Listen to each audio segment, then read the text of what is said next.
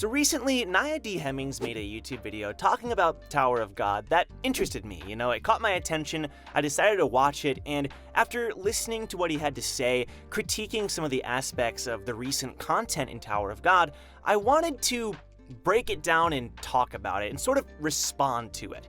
Because Nia makes a lot of good points here, but there's also a lot that I sort of disagree with. I can totally see where he's coming from, but I have my own sort of opinions about what's going on, and I thought it would be interesting to sort of, debate with you all and just see what you all think and just talk about this topic, because it is something that I have heard people complain or critique before, and I think it would make for some good content. So before I even start though, go check out Nia D. Hemmings' YouTube channel, the link is down below. He has been making Tower of God content for a long time, way longer than I have. He's one of the OG Tower of God YouTubers, so definitely go support him. I think we should encourage this kind of talk about Tower of God more because, someone like me, my channel's entirely on Tower of God, and I tend to 99% of the time be like, Tower of God's the best, SIU is incredible and the best and the story is incredible.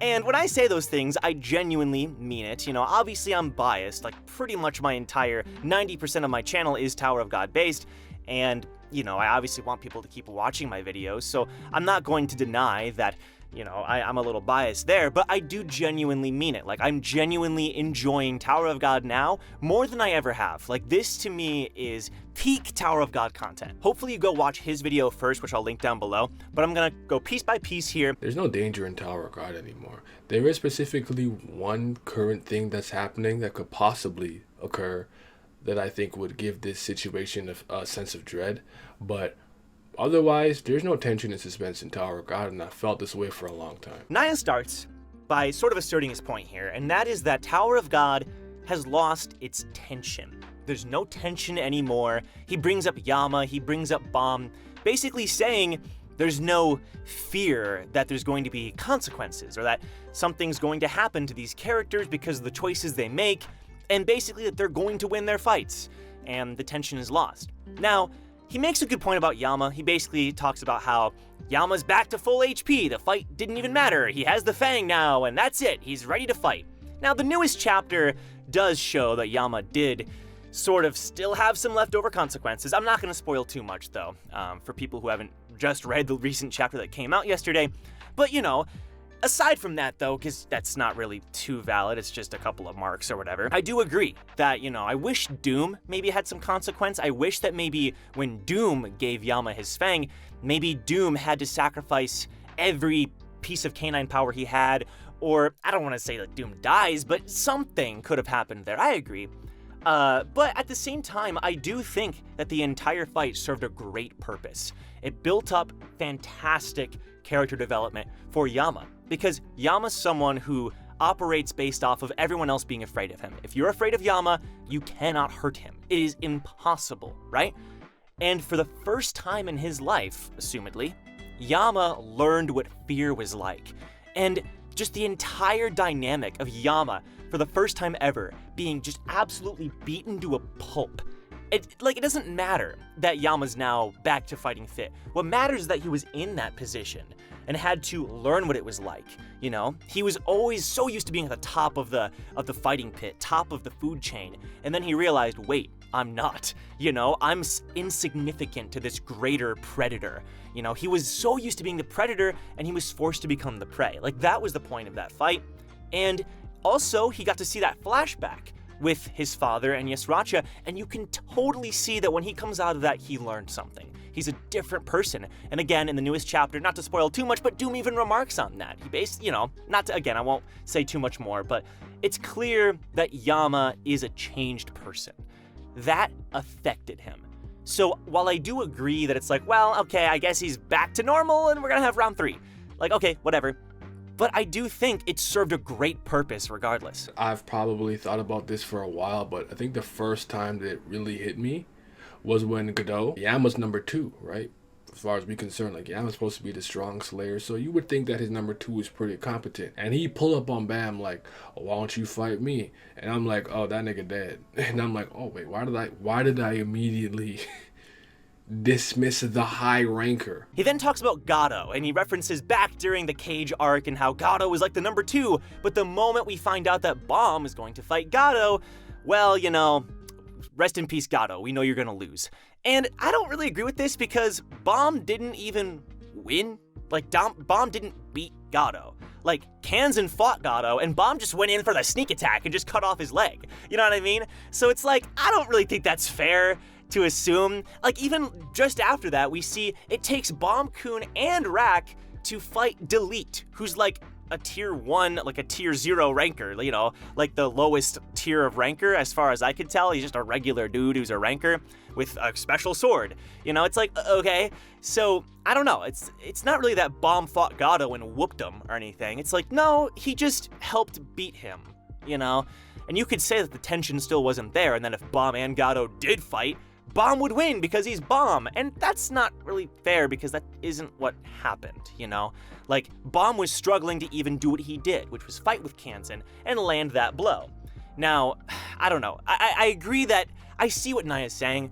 The Gato point to me didn't really make sense. What a lot of people fail to understand is that it's hard for me to see Bam as inferior to those characters. As much as I understand he's not supposed to be on paper as strong as an Evangeline, whatever the case may be, Bam is a monster. He's an irregular, and he might just evolve into battle. There's so many things that could happen. So then Naya talks about Bomb might just evolve. He might just, you know, achieve this new power and beat White. So the main focus of the video is basically Bomb and White.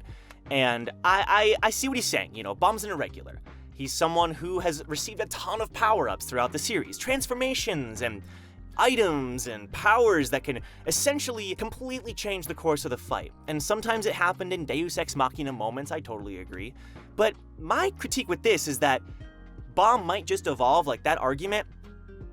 You could say that since chapter 25 of season 1, when Bomb slices out Hwaryun's eye and everyone's shocked, you know? Or Bomb defeating the bull right at the end, when Dorsey couldn't even, and Anak couldn't beat the bull. Like, this bull was insane, and Bomb manages to muster up some irregular energy. You could argue it's not irregular, but like, my point is, even beginning of season 2, he has all these powers that come out of nowhere. You know, and he's able to beat a B rank regular like Reflejo, like as an E rank regular. Like, you can sort of see that pattern way back when, because the point is that Bomb is overpowered, and you can not like that, that's fine, but I don't really see how, like, now all of a sudden, or season 3 all of a sudden, it's like, now, okay, now it's kind of a problem. It's like, well, hasn't that always been the case? Hasn't Bomb always been busting out these powers at the last second or gaining some kind of edge on his opponent? We see it with Jihad. We see it at the last station, you know, with the Black March. We see it a lot. Think about it for a second. You know, Bomb has the souls. He has the red and blue Thrissa. He has 2 thorns from Enryu. He, you know, training from various dojos and various masters who trained him in Shinsu and martial arts. I'm probably forgetting half of what Bomb has at his disposal, you know, Shinsu Black Hole Sphere training from the God of Guardians on the Hell Train. It's like, Bomb has a ton at his disposal. And if we look at someone like Adori, when she was climbing, was beating rankers, at least, you know, sort of further on in her climb.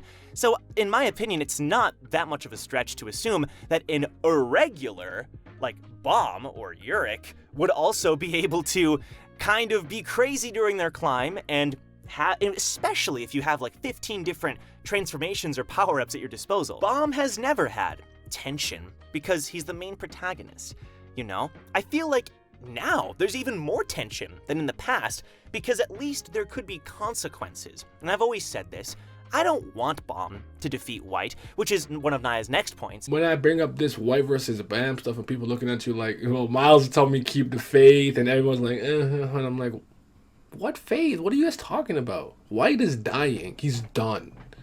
SIU, for whatever reason, maybe does not want him in the story, but Bam is going to beat him. If you think for a second that the legendary Slayer from the 2nd generation and sucking up a billion souls, none of that matters no more. He's facing Bam. It's done. It's done. White's gonna die because he's going up against Bomb. It's like, I don't want White to die, but if something happens, the story writing, in my opinion, is what matters, because Bomb has never had tension. We've always known Bomb is gonna get out of his scenario or win out in the end somehow. It doesn't have to be a victory, it could be an escape or something, but there's never been tension. Like, he's the main protagonist. He has plot armor, So I feel like it's strange that now it's an issue when I feel like now is the time when there actually could be consequences. And there was consequences in the latest chapter. I don't want to spoil it, but if you know, you know.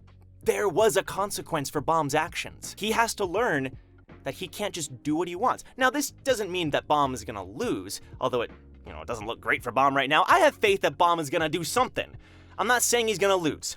But to assume that, there's no tension because it's Bomb, and he's just gonna beat White, and that's it. It's like, well, how are we going to get there? And I personally want to have faith in SIU. This arc has had the best storytelling, in my opinion, out of almost any arc that I can remember, because it has so many characters. It's not just Bomb. Lately it's always been just Bomb. It's so many characters, so many storylines, so many backstories and plot developments, and there's so much happening. I can point out, I'm thinking of 15 things that happened in the last 20 chapters since the hiatus, ended. It's this arc, I feel like it's becoming peak Tower of God, in my opinion. And so the fact that maybe Bomb will finally start to have consequences seems great. And who knows if it'll be at the expense of White, but as long as it's done well, I don't know, we have to see how it happens, I suppose. I wouldn't want Bomb to just absolutely destroy White. Yes, that would be bad, because White's a great character. It's I think it would be a waste. I think it'd be a waste if he even died. I don't want him to die. But at the same time, if it's done well, I don't know. That's a tough one for me. I think that's the best point that Naya makes, is that if Bomb just beats White, then yes, it really depends on how it happens, in my opinion. But I just don't agree that there's no tension. It's there is tension. Just because Bomb isn't going to die doesn't mean there can't be tension. There can be so much tension in so many other ways. It doesn't have to be just because of Bomb, because again, ever since we first met Bomb in Season 1, there's been no tension with his death, so I just think tension can be found in other areas. If for whatever reason, a lot of the Lopobia top dogs and the family head comes through, that does come across to me as a very big deal and significant. So that's the only really big looming threat, danger thing that I think is happening, and that's the only thing that I think only sense of danger I felt in this series for quite some time. Naya sort of ends the video by saying that the first real source of tension that he's felt in a long time in Tower of God is finding out that the Lopobia family is arriving, and I totally agree. I do think there's other massive sources of tension, like Mashani, with Jin Sung. I don't know what Mashani's doing, but that to me is really scary. And Liboric, I've always said, do not underestimate Liboric, dude. This guy is Adori's lapdog. He's one of Adori's number 2s, if not her number 2. This man has been around since the age of Genesis, freaking doing all kinds of schemes. Liboric, you cannot underestimate Liboric. I just don't really see how there hasn't been tension this arc. I feel like there's been a lot, maybe not the most in Tower of God, but we've had people bite the dust a few times on the good side and the bad side. I think it could happen maybe a little more. But one way or another, I thought Naya's video was good.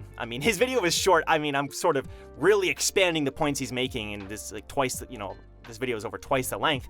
But I still think it's a great point. Some great points were made, and I do agree that if certain things happen, I wouldn't be a fan. But overall, Tower of God, in my opinion, has problems, but it's always had problems. And I feel like the problems in this arc are pretty small in comparison. So either way, let me know what you think. I'm genuinely curious. I kind of rambled near the end, so I apologize for that. But a lot of thoughts, obviously, about the various things happening here.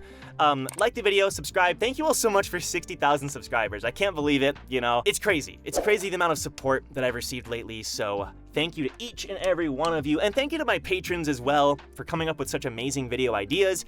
I'm going to be working on a ton of them in the coming weeks, and just a ton of content in general that you can expect. This Thursday, Towers and Gods, Episode 2. We're returning with Towers and Gods. You gotta be there. It's gonna be so much fun. Our 5 regulars are currently completing their first test on the 2nd floor, so We'll see how they do it. We'll see how it happens. We're improving the format. We're improving the audio and everything. So don't miss it this Thursday at 7 p.m. Eastern Time. And once again, a reminder to check out Naya's channel. The link is down below. With that said, I'll see you guys in my next Tower of God discussion video. Take care.